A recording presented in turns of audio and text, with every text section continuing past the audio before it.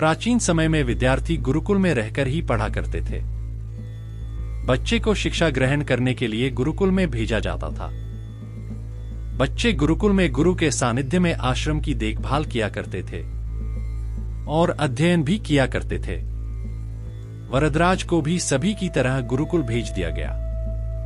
वहां आश्रम में अपने साथियों के साथ घुलने मिलने लगा, लेकिन वह पढ़ने में बहुत ही कमजोर था। गुरुजी की कोई भी बात उसके बहुत कम समझ में आती थी। इस कारण सभी के बीच वह उपहास का कारण बनता है। उसके सारे साथी अगली कक्षा में चले गए, लेकिन वो आगे नहीं बढ़ पाया। गुरुजी ने भी आखिर हार मानकर उसे बोला, बेटा वरदराज, मैंने सारे प्रयास करके देख लिए हैं। अब यही उचित होगा कि तुम यहां अपना समय बर्बाद मत करो। अपने घर चले जाओ और घरवालों की काम में मदद करो। वरदराज ने भी सोचा कि शायद विद्या मेरी किस्मत में नहीं है, और भारी मन से गुरुकुल से घर के लिए निकल गया। दोपहर का समय था।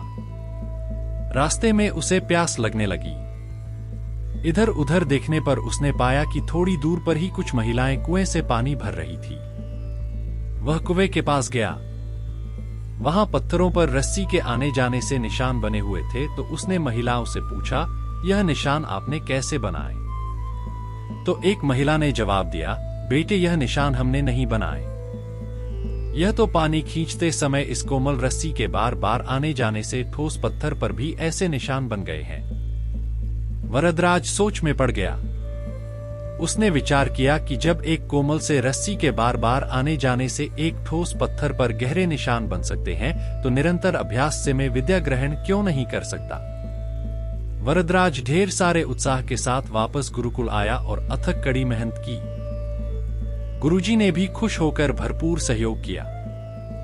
कुछ ही सालों बाद यही मंदबुद्धि बालक वरदराज आगे चलकर संस्कृत व्याकरण का महान विद्वान बना, जिसने लघु सिद्धांत कौमुदी, मध्य सिद्धांत कौमुदी, सार सिद्धांत कौमुदी, गीर्वाण पद्मंजरी की रचना की।